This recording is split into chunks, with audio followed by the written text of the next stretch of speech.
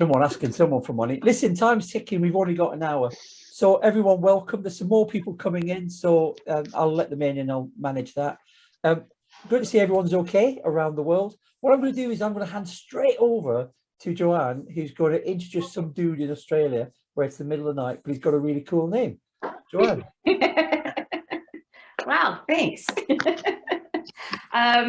So there is somebody else we're waiting for, but we're going to get started anyways. Yes, I am going to introduce the other Kelvin from Australia.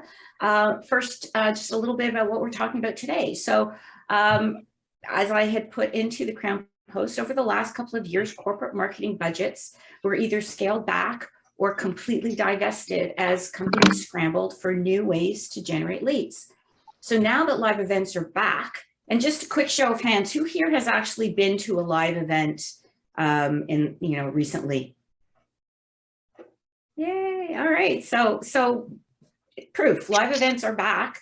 I attended D-Scoop at the beginning of March. I attended Explore back in November. But what's happening is, because these events are all coming back live with a vengeance, the show organizers, the exhibitors, the manufacturers, everybody's working around the clock now to figure out, well, what are our plans for 2022? What about the budget that's been repurposed elsewhere? How are we going to get people out? What if people, do we still need hybrid, virtual, live? What's going on? So what I thought I would do was bring two of my favorite show people, one new, one not so new. So Kelvin is somebody who I met at D-Scoop, and I'm having him wear his show organizer hat.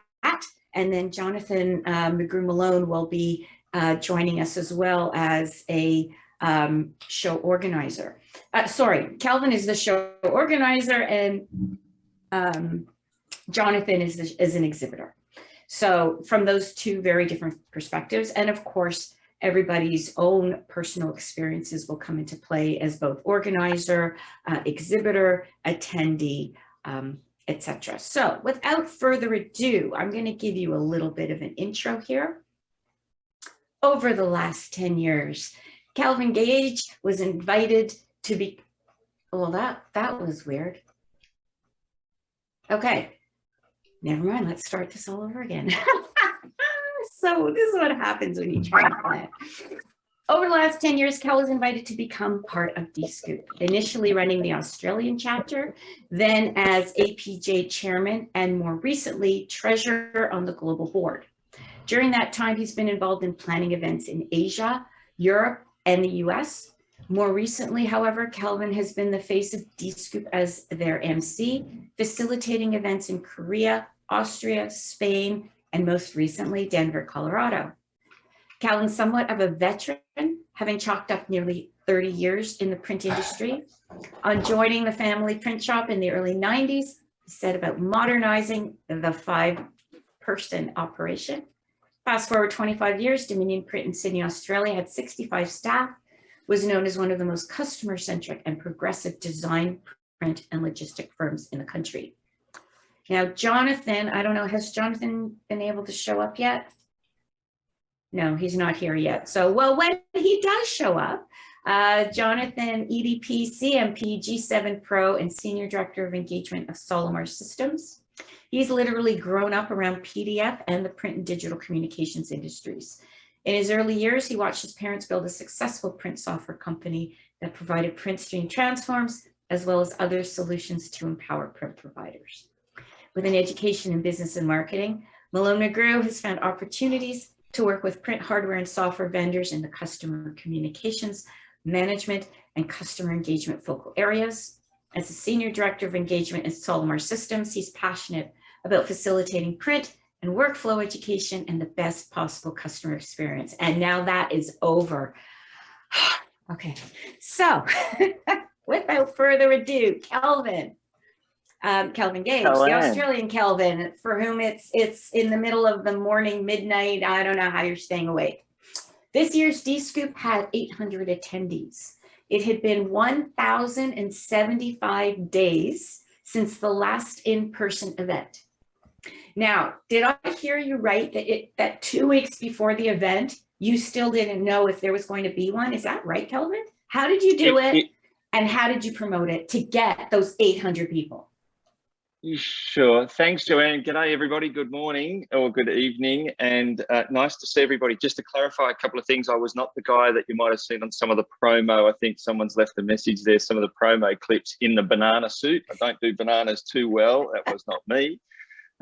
We'll talk about that a little bit later. And hello to, I know there's at least two people I can see between Warren and Betsy who were there, as well as Joanne at D-Scoop. So I better be careful what I say, because I've got legit people who can clarify anything I said. But it was about 6 weeks out, Joanne, to be honest, that we really didn't know whether the event was going to happen. Now, when you're talking about pulling a whole bunch of people in from all over the world, and we had a representation from 22 countries come to Colorado. So D-Scoop is a global organization. I trust most of you know about D-Scoop, know what it's about. It's a community of users of HP Indigo equipment.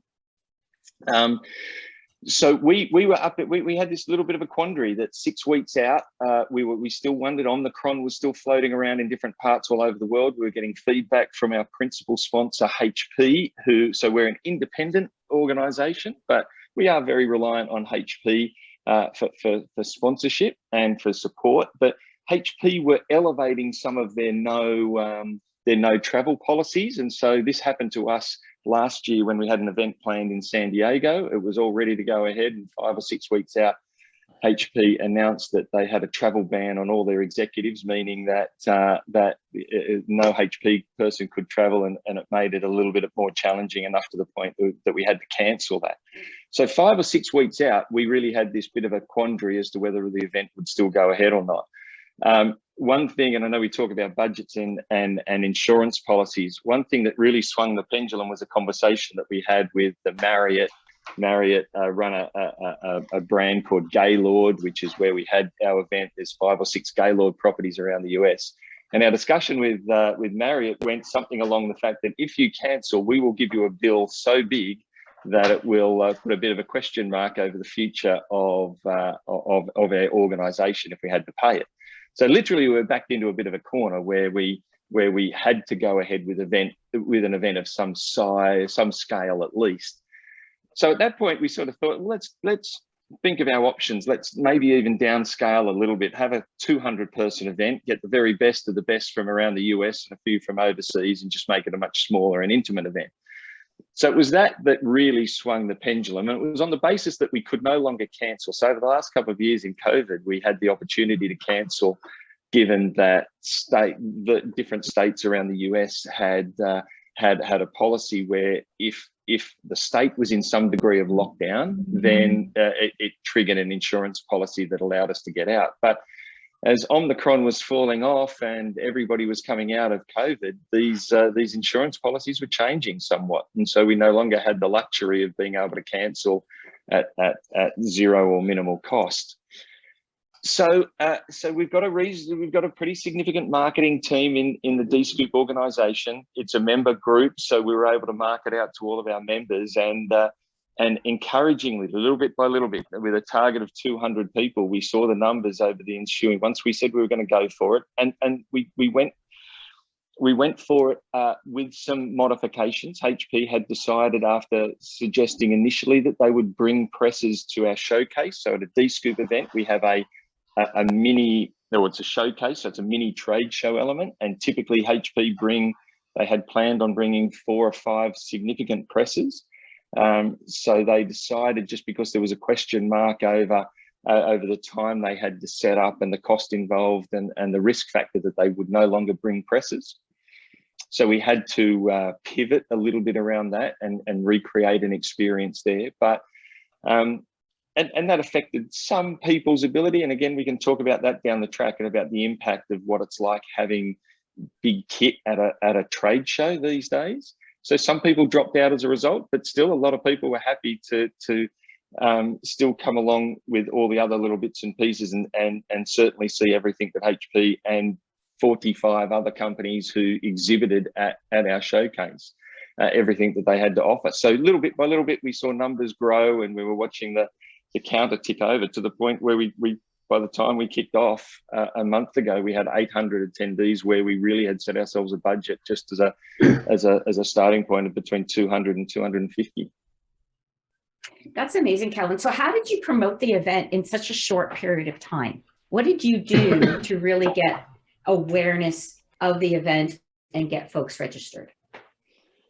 So the good thing about a user group community is anybody that may know of DScoop thinks about it in relation to these big events, and it's certainly the one thing that we do really well. Is a big event in typically pre-COVID, one big event in the US every year, and we've had up to 2,500 people to 2,700 people, I think, at our biggest DScoops.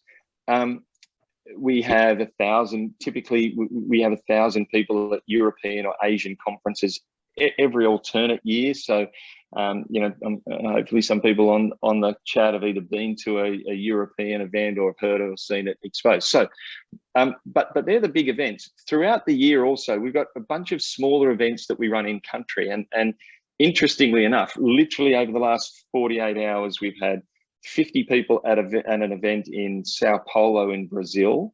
There's been an event in Milan where there's been 40 or 50 people, and I think in Leicester in the UK, Kelvin, that's right. There was a just literally finished a couple of hours ago, a DScoop event where I think there was about 50, 60, 70 people at Leicester. So there is this connection that goes on with a number of different smaller events throughout the year. So we've got an instant channel straight through to all of our members, our community, if you like, where we're reaching out to them with newsletters, we're reaching out to them with daily content, but also we've got the benefit of having the HP engine behind us as well. So the HP reps are out talking to the Indigo users.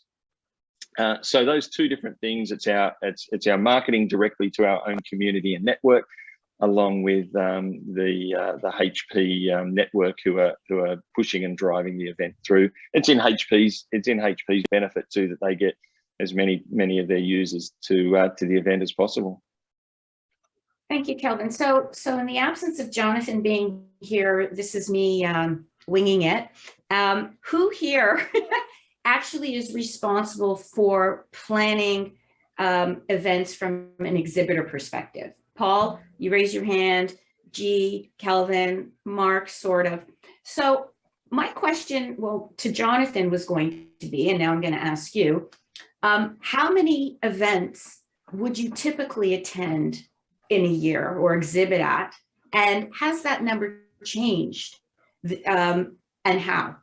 So how do you decide now how many number of events, or are you just going back to your same, we typically attend these 5 events during the year, we're still going to attend them? Has that changed? So Paul, you were the first one to have your hand up, even though you're rooting around in your car. So how has which events you attend changed, if at all? I'm a follower rather than a leader. I cling on to Kelvin's shirt tails, follow him around the country, build events behind his activity, and hope to God it helps. The reality, when we were Smart Print, we only ever really did, in terms of presentation, the print show, because it's UK based, because our customers are UK based, and because it's held in the middle of the country, which is very useful. We're looking forward to doing that again this September. If North Print still existed, which used to be one in Harrogate, would almost certainly do that, but it doesn't. The only option we've got this year is the print show, and it's and we're pulling together software people as well as hardware people to help us. With by no means trying to do it on our own. Really looking forward to it. Really looking forward to it. Be so nice to get out and mix with people again. Yeah, Alicia, I saw you put in the chat that you're going back to what you guys did before. Can you explain a little bit, how many events do you typically attend in a year, and how's your approach to exhibiting changed at all? Or are you just sort of, the last 2 years didn't happen and you're just jumping right back in the way it's always been? To some extent, it's same events. Will we do something different? Yeah. The booth size may be a little different. How we set up might be a little bit different. We're there to support our partners. So if our partners are at, say Printing United, then, we're there. So and some of them, like Printing United, has such a long lead time. You have to commit like last year. Yes. Who else here is planning to go to Printing United? I'm curious. I know it's more of a North American event. Alicia, you said you'll be there. Warren will be there. I'll be there. Who else here on the Thinking call? about it. I'm looking on the other side. Who said they're thinking about it? Kelvin? I did, yeah. I think the nature of events, I just had a conversation, little chat with Heidi there. I think the nature of events is changing. I think the big events are on the wane. We can see that by Drupal. And I think the smaller, more personal events that Paul and I have done before, and a couple of us have done, Neil's done, I think they're becoming a lot more popular but I think a lot of events are following the D-Scoop model. D-Scoop model absolutely spanked it for networking. It did. I think it's changed a little bit now, but the community that the D-Scoop inspired was amazing. We did a few D-Scoops and they were fantastic. And I think you only get that now from smaller events. I think that's the way it's going to go. My view, anyway. Paul? He's not mentioning something. Years ago, 1,000 years ago, when we were wearing shop pads, Kelvin and I set up a group called Print with Pride. We unfortunately coloured our logo a bit pink and got attracted attention from the wrong fucking area. But there you go. It doesn't matter. it raised the awareness anyway. But we set this group up called Print with Pride, where we were. I was print. Kelvin was software. We had a guy that did finishing from Ashgate, and we took this little miniature show to various locations around the country, doing it in some customers, doing it in other showrooms, and then invited people along to what was really a very small and personalized event. And it worked a treat. We did a few of them and they were really successful. Well, for me anyway. I don't know about the other guys. Don't care about the other guys. So why'd you stop doing them? Along came a big nasty COVID thing. In fact, we okay. had our last one. The last one we did, which was personalized Easter egg boxes, we actually reduced the number of, we cancelled all the visitors because of COVID. It was right at the outset. And that was the last one we did. And we put it all online. We made videos and put them online. It's been really, really good to just show people, this is an application, and we took it from one end to the other, and we're very exclusive about the people who are invited. We were very tailored, certainly as organisers, into supporting each other. So it wasn't about me selling Tim. We were all there to sell each other's portfolio, and it seemed to work. I don't know. We've been talking about doing it again. We just haven't got around to it yet. That's awesome. So I want to touch on something you mentioned, Kelvin, about the whole aspect of that virtual, the product demos, the equipment demos. According to an article, a Forbes March article, virtual events are here to stay. In event industry news, I found this. Totem, the event tech company, interviewed delegates at International Confex at London. Now, I'm sure you guys know what I'm about to say. I don't know any of this. At London's Excel, EXCEL, and found that Excel, 37% expect to work on even more virtual and hybrid events in 22 than in previous years. 27% expect to see the same amount as the last 12 months, and only 18% expect to see fewer. When asked what is the most important feature of a virtual or a hybrid event, the number one most important feature at 53%, who wants to guess what that was? The most important aspect of a virtual or hybrid event? Free coffee. Quality video imaging. Cake. Incorrect. Content. Being there in person. Free drinks. Networking. I don't know if any of those fell under it, but networking is the most important feature, which makes sense, right? If you think about it. Data and other, go figure, were tied at 19% each, and on demand, so the ability to have the sessions available to them on demand, that was only at 9%. So talking about the fact that you had virtual equipment demos on the show floor, Kelvin, do you think that's the future of iron? Or as Paul No. says, tin? No. Well, No, that no, didn't take no. long to answer. So No, and I said, but first of all, Mark was putting his hand up. Mark, did you have something to Yeah, say, or were you yeah. just waving? I was just going to ask Joanne for some context on the research that she read, because I'm cynical. I will Was the I will company put the doing the link- research offering virtual online services of any kind? Oh, I don't believe so. I will put the link to the Hallelujah. article. I just agreed with Mark Stevenson. Mark and I had a hallelujah moment. Yes, it's coming. Wow. Woohoo! It's the Somebody first write time it in down. 10 years. don't crash the car. Are you recording? Are you recording, Kelvin? I am recording. I am recording. Hallelujah. I'm glad. So I'm glad I was here at such a. I don't know about those surveys. A couple shows that I've been to, talking to the people that are there, they want to go. Okay, the people want to go. They want to see. Are you going to have big metal on the floor? Depends on what it is and where it is. But I think you will have. I think as everybody seems to answer on the moment in what they're feeling and what they're thinking. In the middle of the pandemic, there was never ever going to be a show again. And as we're coming out of it, the user groups are happening. People are showing up. The excitement is there. It's going to continue to go. In a year from now, we're all going to forget what the hell was going on, and we're going to be back to running around, hugging, kissing, partying, drinking, sharing drinks. I mean, it's just the way it is. I think if you look at something like Hunkler or Hunkler, depends where you're from, that is for digital printers. Everybody takes their equipment there. I can't imagine them having something virtual or, that is a value add show. And I think if that's what you're offering, a value add show, you in digital print, you need to be there. So I think that's, things like that, if there's a value add and it's just not going to disappear. Kelvin, what kind of feedback did you get from those virtual demos, the station over there?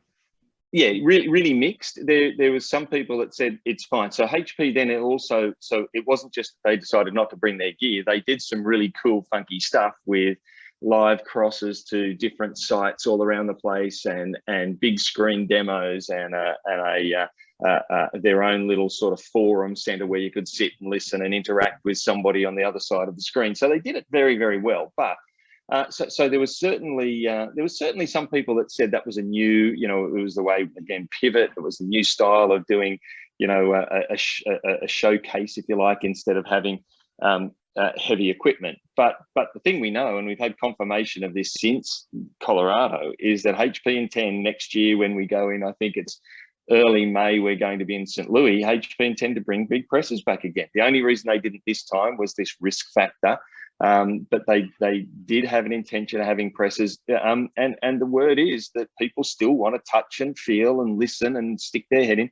And look, there's no question D-Scoop, an element from HP's point of view, is to bring prospects along, so people who are not current Indigo users. So it's a sales event for them, 100%. So how do you sell something without seeing real live, sheets of paper coming out of a cool press at the back end? There's no question that it's changing. We probably won't see it the size that maybe it was intended to this year with 5 or 6 presses. We might get 3 or 4 and still do that virtual element as well. But there's still going to be a place for having presses on a floor at a show like D-Scoop next year in St. Louis for sure. Although plenty of people said it was still okay without them. There's no question that the desire is still to have presses on the floor at a big show like this. And some of the other vendors did have, different sort of finishing equipment there as well. They were the ones that didn't cost as much to bring over. So HP's budget was over $500,000 just to bring presses, set them up, pull them down, have the staff and the engineers to put them all in place. And that's the sort of money that they're prepared to commit to having, exposure to a couple of thousand people. It's interesting. I've seen some of the chat go about this concept about small events and big events. There's still a desire. We've got a bit of a target to, at least double the number of people that were at Denver in St. Louis next year. So we'll be talking 2,000 plus probably as a target for next year, growing to 800. So getting back to the old days. So we still see the power of having those, what we'd consider a medium size event. The networking element obviously become the smaller the event, the more intimate the networking. We saw that by hanging out with Warren and Betsy and getting to know Joanne, and dance floors and coffees and that real that real sense. It's funny that somebody who's promoting or who's talking about a virtual event can talk about networking. This is fun, no question about it. I love seeing people I haven't seen before and some who I have, and people like Kelvin who we crossed paths many years ago. It's great to see again.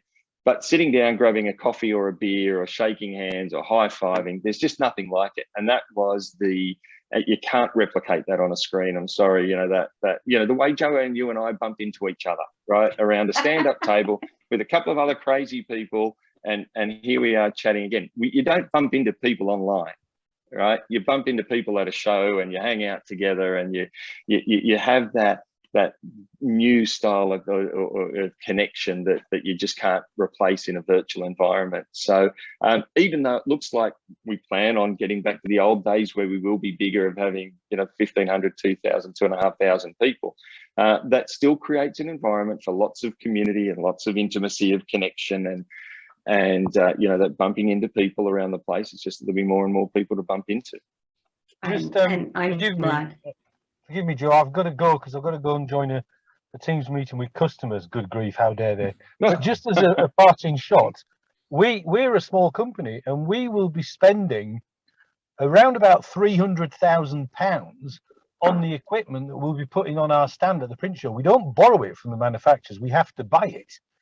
So we got 30 grand for the stand and another 300 for the kit. It's a pretty serious investment for a small company to make. Really, I expect to sell probably realistically 5 to 10 times that amount within the following 12 months. That's brilliant. That's brilliant. Anyway, I got to go. I've really enjoyed it. I'll watch the recording later. Thank you very much. Paul. Mark, you've been feverishly trying to get your hand up there. I want to ask Kelvin a question. So thinking about D-Scoop, obviously I'm from Fujifilm. We don't get invited. I can understand that. That's not a problem. I'm not bitter at all. But just thinking about shows, and a show I went to recently where most of the attendees were actually exhibitors, or not people who were printers. So you've got people like Joanne, you've got people like Warren going to D-Scoop. They're not Indigo owners.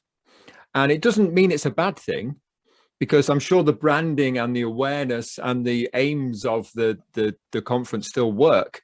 But do you know the proportion of other exhibitors, partners, consultants, HP employees to actual Indigo owners?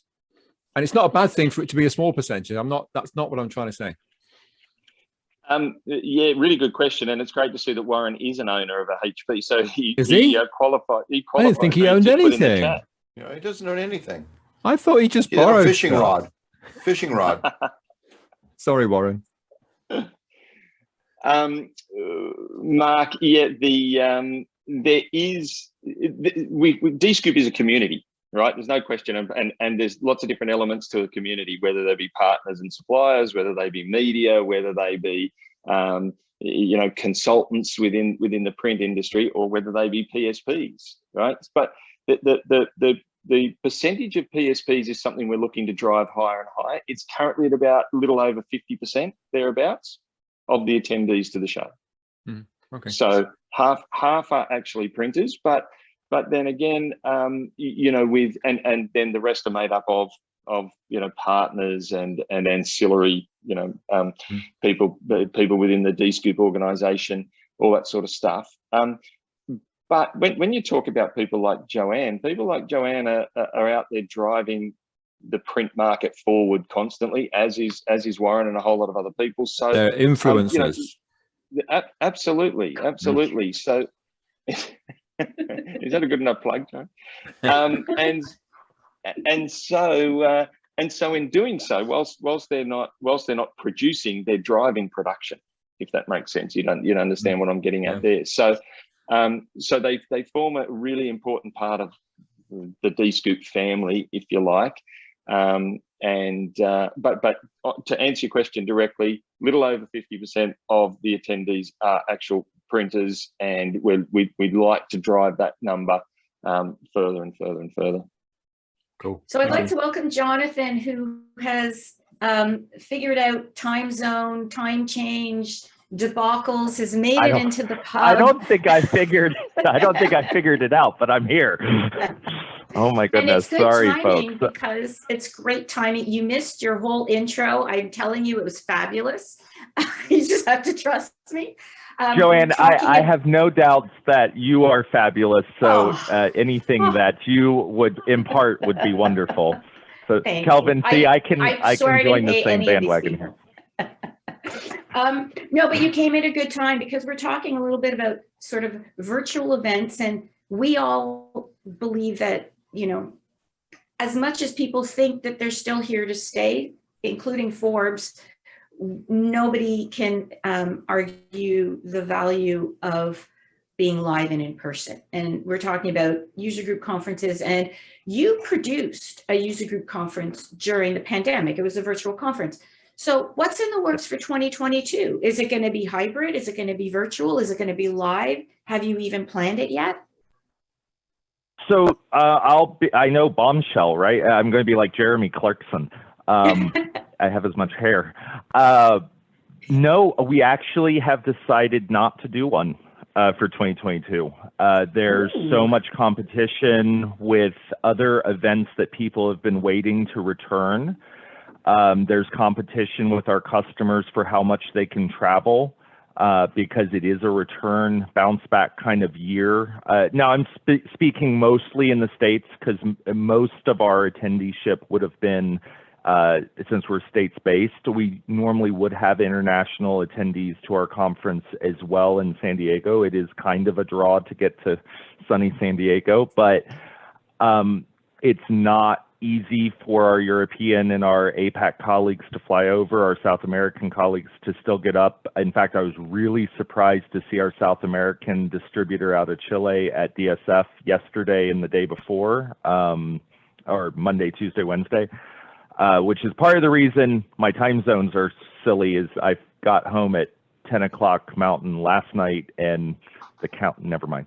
Anyway, GMT and I didn't get along, and London's 1 hour behind GMT at the moment. So anyhow, my point is that no, we're not going to do one, and we're opting to do more specific engagements with our customers because they're having a budgetary impact and a labor impact. So the other consideration there, Joanne, was that when we started talking to our 33 plus customer advisory council and our users that would normally have come in 2019 and did virtual in 2020, is that we can't seem to get them away from their businesses and still deal with graduations that are going live again and spring breaks. And I think we're trying to be really thoughtful about it, but I hope that it'll return in 2023 when we get used to traveling again. Paul, you had your hand up. That's interesting, John. I never even considered that you would cancel a user group, so that's interesting. Hi, been listening with interest to this. The difference between people's attitudes to going to sort of vendor-specific shows and the more wide, larger general shows. From my point of view, the larger shows are much more interesting and productive for me. Ones like Hunkler, Vespa especially, who I'm involved with, even Drupal. So I find if I commit 2 or 3 days to a vendor-specific show, I'm just committed to that vendor as a consultant, whereas I can cover a lot more ground at the larger shows and talk to a lot more people about a lot more things. So I think they will come back with and without the heavy metal. Just for that particular reason, you can cover an awful lot of ground over 2 or 3 days. Interesting. Okay, I'm going to switch gears a little bit, and I'm going to ask Jonathan and Kelvin, both of you, and then I may open it up to the floor. What's your number one trade show survival tip? Nothing like putting you on the spot. I'll start with Jonathan. Oh, I was going to say I can let Kelvin think about it for a second. Since I just came back from one, what I would say is preparation. There's nothing worse than going to a show and not knowing what's on the agenda, not really knowing who's there, not quite sure how you want to frame your value proposition to the people that are there. So we were at, I saw that, Warren. So yes, hydration is also a good thing. Sleep is not overrated, but we don't seem to take our own advice. But Joanne, I mean, really preparation. You get out of a show what you put into it, like most things in life. So like DSF's all about customer communications and customer experience, design thinking, and they started talking a lot about putting the customer first. Well, what does that really mean? And if you're talking to people as a vendor and you can't put yourself in the shoes of the people attending, I think it makes for some really non-productive conversation. So I would say my survival tip is something that goes back to Ron Friedman. If any of you knew him back in the day, he did a lot of sales training after the whole run in composition. And he used to say, you will always win if you out prep the guy next to you. If you get up earlier and you do more research and you are better prepared to have a conversation without the ums and ahs and let me get back to you on that. I think that's my survival tip. Also, not doing crazy things like maybe drinking the entire handle of vodka and running around the trade show probably is a good survival tip as well. At least not on the reputation day one. Management. Yeah. Yeah, reputation management's a good thing. So. Exactly. Kelvin, what's your number one trade show survival tip? Well, the first part of my number one trade show survival tip you've just both hit on a little bit, but it's be aware of first night fever. That seems to grip everybody, and especially when you haven't been together for a little while and you get so excited about seeing everybody, and then all of a sudden you realize it's 3 o'clock in the morning and you don't know where your hotel room is, and you're falling over in a hallway somewhere, and then you've got to be up on stage at 8 or 9 o'clock in the morning feeling a little bit fuzzy.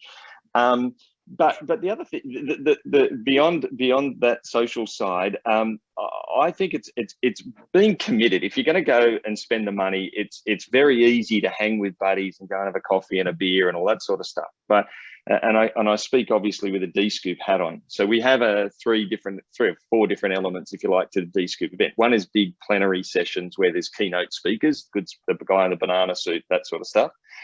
They're great. But awesome. Beyond that, there is, Jesse Cole, if you want to look up what he's all about. Beyond that, though, we had something like 45 different education sessions, right? So these are some vendor specific, but that's the minority. They're all about building better businesses. So different sales techniques, different employment techniques. So the little sessions run by experts for an hour, and they require, getting to Jonathan's point, they require a little bit of pre-planning as to what's on which, and often there's a few on at the same time, so you've got to pick which one you want to choose to go to at any given time. But we tend to find some people can easily fall into the habit of catching up with a buddy and sitting around chatting, and they miss these sessions. So for me, and then the third part is the networking element. So on each of those, to dive in and be 100% committed. You're making the investment of time to be there and the investment of money to be there.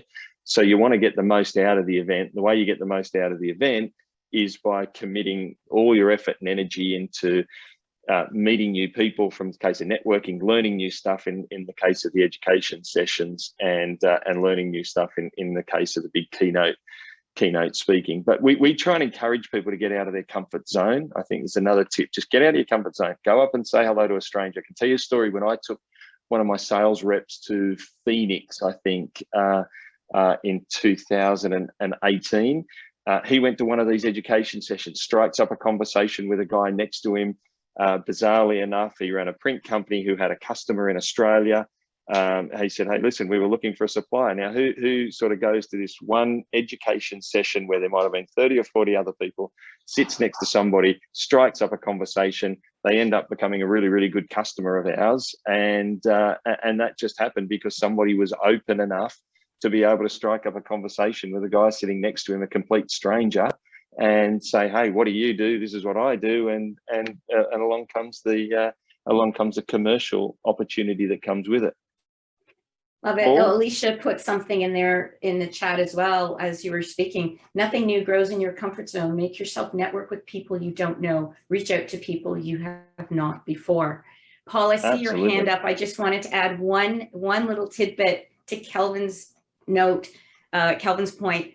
One of my trade show survival tips has always been, whenever you leave the hotel, grab a business card from the hotel lobby, especially if you're in a foreign place and you don't speak the language, because the last thing you want is to be out, have no clue where you are. At least you can give the business card to your cab driver or your Uber driver or whatever, and know you're going to make it home. That has always been my whether it's physical or take a picture. Can I just glom whatever. onto that real quick, Joanne? And it's make sure you have your own business cards. So Yes. I cannot tell you how many people came to Document Strategy Forum this week and didn't have a card to give me, but they wanted to. I wasn't asking for it. They're like, I really want to connect with you. I don't have a card. Well, if you're a vendor and you say that to someone, shame on you.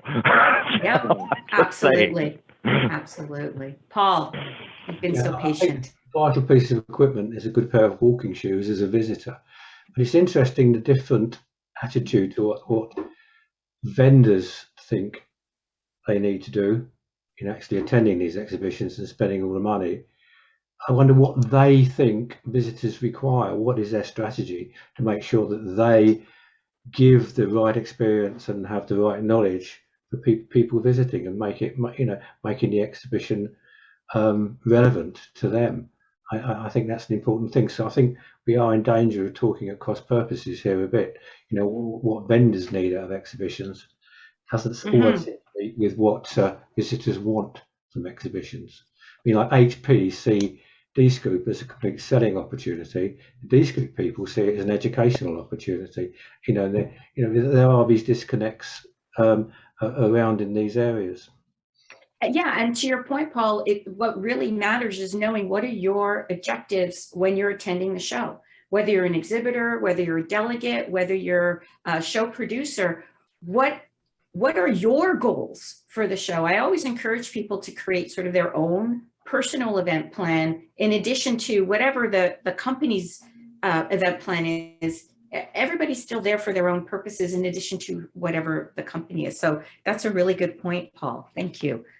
So I want to bring this back to print a little bit. So my question to you both and to everybody here, how has the use of print changed before, during, and after the events? What are you seeing happening? That's what, Kelvin, I was asking, what did you do to attract people to D-Scoop? Jonathan, how do you promote your events? What are you just came back from DSF. Is there a change in how print is being used, the collateral being handed out, how it's being marketed, promoted, what the booths look like? I'm just really curious. What's happening how's print, what is print's role in this new world or old world of events and show planning? Jonathan, you go first. Kelvin, do you want me to go first or Kelvin to go first? You go first. You go first, Jonathan. Okay. So I have a unique benefit, I guess, of having done now 3 conferences in a month, which was not true for the last 2 years. So that's fun. Because I did the Assistive Technology Conference in California put on by CSUN. I've done, which is California State University. I just came back from Document Strategy Forum. I did D-Scoop before CSUN here at the Gaylord Rockies in Colorado, and I'm pointing over there because that's the direction it is if I was standing on the roof looking at it. And I'm going to Inkjet Summit on Saturday. So, and then I'll be there all next week for the rapid fire that conference is. And so what I'll tell you, Joanne, is I think that I'm not sure that we've seen a lot of innovation yet in the printing material. What we saw at CSUN was probably the most interesting because you have an assistive technology conference. They put a lot of emphasis on not touching things, because with Braille and audio and that kind of thing, touching paper was a big part of their conference. But when you can't see what you're touching or whether it's clean, that had a big impact. So a lot of QR codes, things that would read themselves to you, a lot more screens. But it was also a much smaller show than it's been over the last decade. There at the Anaheim and Marriott, or the Marriott Anaheim in California. So that was interesting in that people didn't bring as much paper to that show and then regretted it. So I think that's the interesting part is they regretted, like one of our partners actually who does accessibility, Common Look, they had tried to be really thoughtful about not having too much stuff that people might not want to touch, and then the waste that would come from that. But then they didn't have anything to hand out, and they felt that then that was a gap for them. So I think we do have to think about how important print really is, even to people who can't see it. If they're touching it and feeling it, there's that tactical piece. And then just real quick, I won't take too much more time, but Document Strategy Forum and DScoop, I felt like there was a lot of really great printed materials, but they were, I feel like people put more thought into why they were putting them out. So less just throwaway agendas and stuff like that, and more thoughtfully creative. Like I love the DScoop mail truck, Kelvin, if you know what I'm talking about, like the stand with everything on it. And I think people were using print in thoughtful ways, not just throwing collateral out. And what we saw for ourselves at Solimar, what we've done is we've downsized our collateral to fit into those white portfolios, Joanne, that you might know what I'm talking about. They're little, they're notepads so people can write. We find that our customers love them. They're leather bound, and they're only about, postcard size, like big postcard size, but they're not 8.5 by 11. So the shipping's better. They take less space up on the table. You're trying to, have things out so you can talk to people, and they slide in the front cover of that book, and people take them because they don't have to jam them somewhere. They carry that book around and they start to make notes. So I actually think print is more important now than it's ever been. We talked a lot about DSF about how email overload is causing people to miss things. And so you're starting to see print play a role in being that calendar reminder.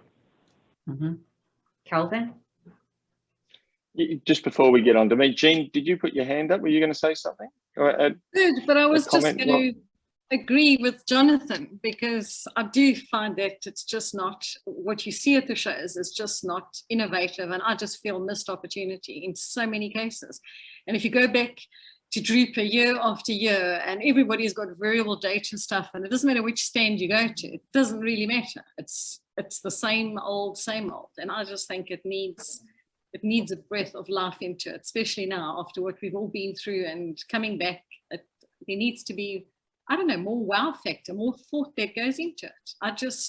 And I've got to be honest, the last Hunkler that I went to, I actually found I could just go to one stand, pick up a whole lot of samples, and I very much get the same everywhere else. There was nothing wow. So well, I don't think trade shows can't create demand. I mean, there's just no way. A trade show it has to meet demand, not create it. And that's why you're not seeing much innovation. The demand is minimal from the industry. That's the problem, is that they're not looking how they can, the print industry, PSPs, modernize to use these different technologies and find the markets to sell them to. When they do that and they're saying, well, gee, how can I get to that market? Then the trade shows are going to respond. as the providers. I just had that conversation with the new CEO of a technology company, and that was exactly his point. Is that that they need to understand what is going on in terms of their marketing channels and what they're going to be selling over this period of time. Is it actually printed pieces of paper where they do need iron to output, or is it going to be more the service profile of delivering to the different channels of marketing? That's what printers need to do to understand what it is that they have to ask for. That's what trade shows will respond to. Yeah. Warren, you were just about Print UV. Do you have that card that you produced?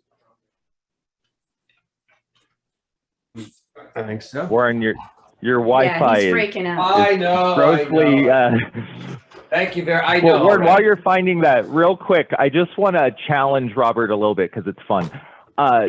So the thing, I don't know if I totally agree. I actually do believe that trade shows can drive demand if their agendas are innovative. I think, to Gene's point, the challenge is knowing the audience that you want to attract.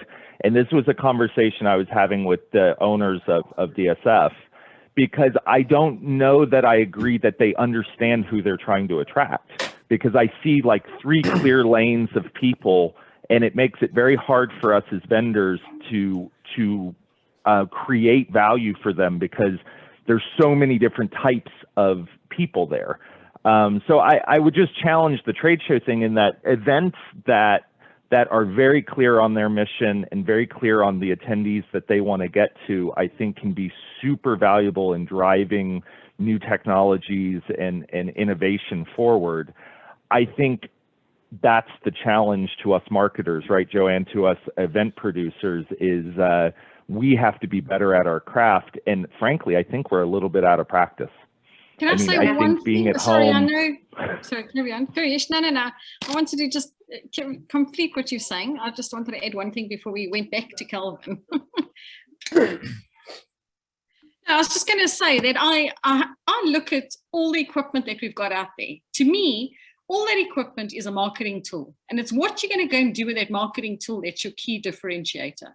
And everybody's producing the same stuff. The marketeers that work at the OEMs need to sit down with a lot of the software guys and come up with innovative ideas and things that they're doing, because it's not exciting. And if you're a business going there, half the time you think, okay, I'm going to buy digital press, but you don't actually know what markets you're going to be targeting, and you need some of those fresh ideas to come there and go, oh my gosh, you know what, this will work in this market segment.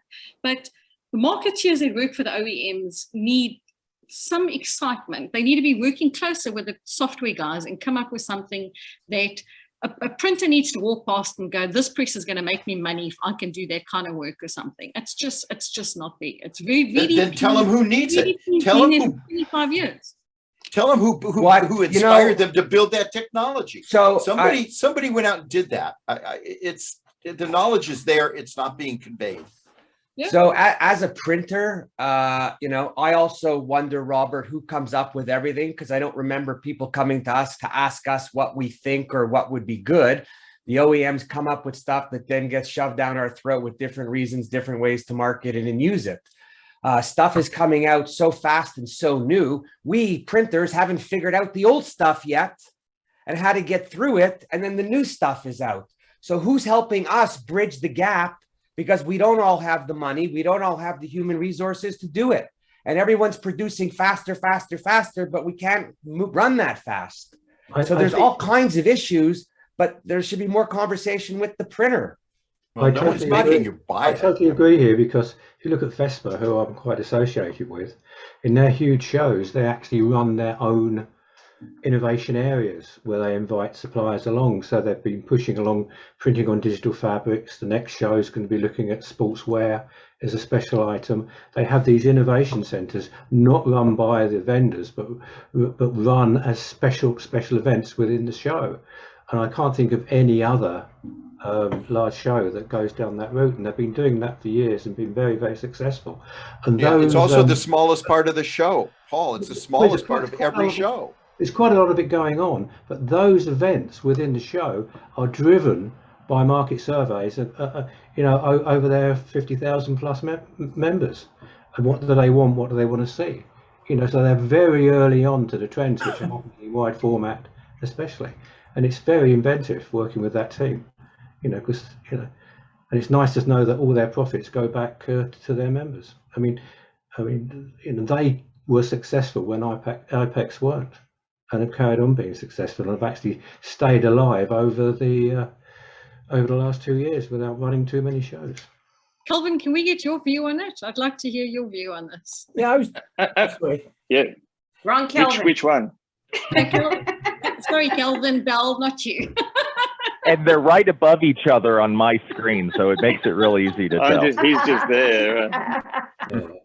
No, but you were going to, Kelvin, I'll go in a second. Kelvin Bell, you were just going to add something though, so No, you I was go. going to ask a question, because we got into a conversation about the marketeers there, and the thing is, is a company who buys the trade show. I got disappointed. I got quite disappointed in turning up to these events where we'd spend lots of money and then get ignored. And we went to one event where we weren't allowed to engage with the people who participated at the show, which I thought was completely ridiculous. It was in Valencia. I won't mention the company, but their logo's blue and they're not here. But they, so we kind of stepped back. We went to smaller shows. The other day, you pay money. You pay $20,000, $30,000 to go to these shows, and you've got to get a return. You get much more return from lots of smaller shows, because a lot of the event organizers, they're a business. I'm taking D-Scoop out of it, because D-Scoop used to have a great, I don't know if it has, but they used to have an amazing community, and it was all about the community, and everything else just went on from that. But they, you pay all that money to go to these events, and then you just get ignored. You feel screwed over. So, the print show in the UK is a pretty good one. Drupa, they want your money. They're not going to care. They're just going to shove you in a corner somewhere. And I just wonder, there needs to be more connection to the people who are financing and driving the show forward. And then we've got to have more on us to produce that innovation so people can market it. So there's a whole bunch of different things here I'll cover off, and I'm not sure whether there's hard deadlines on timing and things like that. So I'll try and talk as fast as I can. Kelvin Bell, on that point, just again a D-Scoop point of view, and then Paul, did Paul just drop off by the looks? Yeah, he had to go to his granddaughter's graduation, I think I saw. Kelvin, from a D-Scoop point of view, we treat a vendor as a massive and significant part of the community. So a vendor at D-Scoop gets full access to everything that a participant does. And on the contrary, we encourage vendors to that point that I made before about diving in and being 100% committed. Get out about and talk to people and be part of the events and go to the education sessions and don't just sit back on your stand and wait for people to walk past and try and grab them as they walk past. Go and be part of that community. So when you're walking around, you don't know necessarily the difference between a vendor and a PSP. We're all just part of that community. But I appreciate the fact that you invest a lot of money and you want some return. And occasionally we'll get people who say, look, we didn't think it was value for money. And then we look and say, well, what did you do to try and involve yourself? And they go, well, I stood on the stand and nobody came to my stand. And say, well, these days you perhaps need to be a little bit more innovative than that. You need to dive in and create a little bit more interest, or get out there and track the punters down. I'll cover Paul's point for a second. Just a thought that I had about innovation. We made a conscious effort this year, particularly, to get people up on stage, PSPs, and tell a bit of a story about innovation. And those that were there will remember the Frisbee guys. So there was a story about a company, American Labels, who had excess production on their press. And this particular guy, or it's just capacity on one of their label presses, particular guy used to love Frisbee golf. And that was just a market that he was in. He was chatting, or an interest that he had, and so he was chatting to a particular company. He was a buddy of his who produced these Frisbees that they go, and this guy wanted to brand a particular Frisbee. So over a year, they innovated a particular label that was able to be stuck and printed directly onto the Frisbee. And all of a sudden, there's this brand new market where they're now printing on plastics that they never used to be able to do. And there it is, Joanne, there it is. There's the Frisbee. What else did we call it? Something else. Frisbee's a brand name. It's called a flight disc or something or other. But that is printed directly onto Yeah. So that was it. That was an innovation piece that we love these stories. Robert, to your point as well, this need for innovation. So that was a couple of guys, both the customer and the printer, that we featured up on stage, who did a 10 or 15-minute presentation. Then we're throwing frisbees all around the room, but to show them how we're innovating in this space of doing something that nobody had ever done before. Print as a marketing piece for D-Scoop. So typically, just because of the short lead time and the global nature of D-Scoop, we weren't using print to market the event itself. But we still 100% believe in the power of print at the show as a tool. So that book, oh, look at that, Joanne's got all the props perfectly. Now, we still use an app, right, on our phone. So we're very much cross media. So the app is there to download all the content, but it always comes with a conference book that's got all the sessions and all the where to go and what to do and all that sort of stuff. Still very popular. Everybody gets a show bag when they come with this time. Yeah, look at that. Find a word. Now, the production of those has changed a little over the years. We used to do really, really big ones with all sorts of innovative plastic covers and amazing pop-outs and things like that. Budget maybe doesn't allow these as much these days, but everybody still gets a show bag. This year we featured a jigsaw puzzle, obviously particularly popular through COVID, but everybody got a D-Scoop jigsaw puzzle. There was lots of point of sale stuff, lots of pop-up displays at the show. Jonathan talked about the bus or the combi, the van that we featured. There was a bunch of those throughout the place. You could have photos taken. So, and vendors as well, getting to the point. So vendors, again, more and more engaged with cross media, but everybody had some degree of a printed piece at their stand with different degrees of innovation. Gene, I think we got a long way to go with innovation. I'm intrigued, though, from a printer point of view, that printers, I think, too, it's an interesting concept that printers go out and tell, and I was one of them for a long time, go out and tell our customers how successful print is, what the significant return on investment compared to other media types, how much direct mail they should be doing. Yet I can't think of, at least in Sydney and Australia, I can't think of the last time that one decent printer did a direct mail piece. And I beat my head against the wall. Some of the companies I'm working with now, we're planning on doing this, because what better way to tell our customers that we're thanks, Warren. I'm half reading your comments as I'm talking. Jeez, Warren, why are you so negative all the time? Stop it. Negative? I'm mad. I'm not negative. I've been spending money for 20 years on marketing, and my competitors are losers. And who forced you to spend that money? Who forced you to spend that money? I'm not. If you made bad decisions, it's hello, not the whole industry. I'm not complaining. I was happy to spend the money. I loved every penny I spent. I just don't think I don't think most of our industry spends money to promote it the way they should. They just bitch and complain. 100%. This is my point. I don't think there's too many marketers at running print companies, which is why we need people like Joanne to get out and help them and turn around and say, if we're going to go out there and preach the virtues of print and preach how successful print is in terms of ROI, we'll go and do it ourselves and prove it to them ourselves. Everybody's saying, where am I going to get more sales? And nobody sort of turns around and says, well, wait there.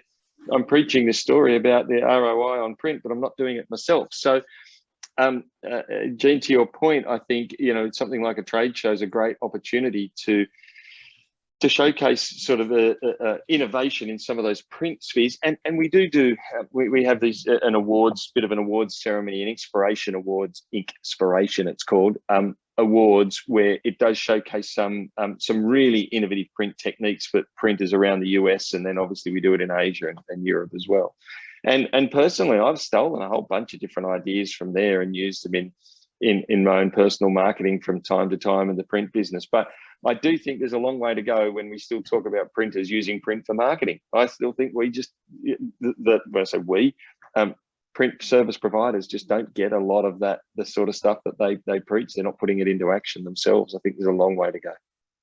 So, Joanne, it's come to that time again. I know. Sorry, do you know what it was? It was such an engaging conversation that we just rolled through. The hour just goes like that.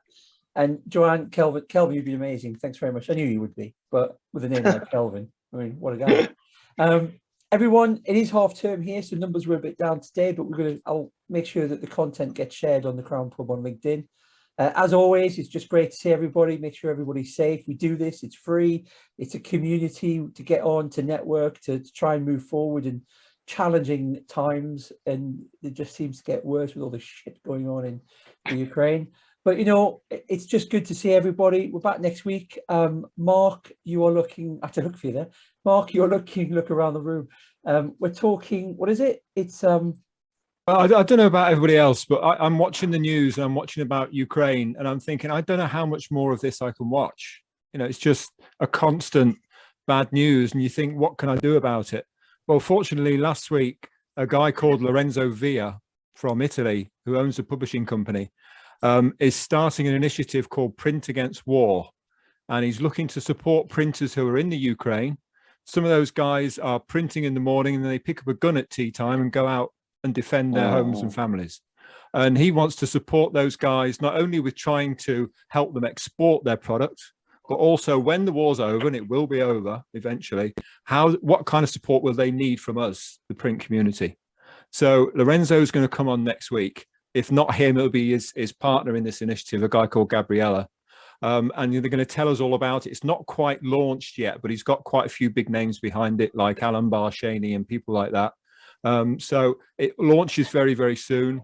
I think it's going to be a good thing. He's asked me to get involved. I can't do it on behalf of Fujifilm because I don't represent Fujifilm in that way, but personally, I'm getting involved and hopefully we all can too. So join in with that if you can and get the idea of what he's working on. It should be really interesting.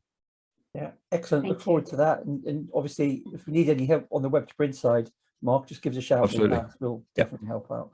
Cool. Everyone, great. As I said, great to see everyone. Everyone's safe and well. We're back next week, 3:30 UK time. Forget all that daylight savings crap. It's 3:30. Just look on the internet. It tells you what time it is. And look forward to seeing everyone then. Everyone, take care. Be safe. And Thank you. Bye-bye. Thanks, guys. Bye. Thanks, Get well everyone. Thanks, everyone.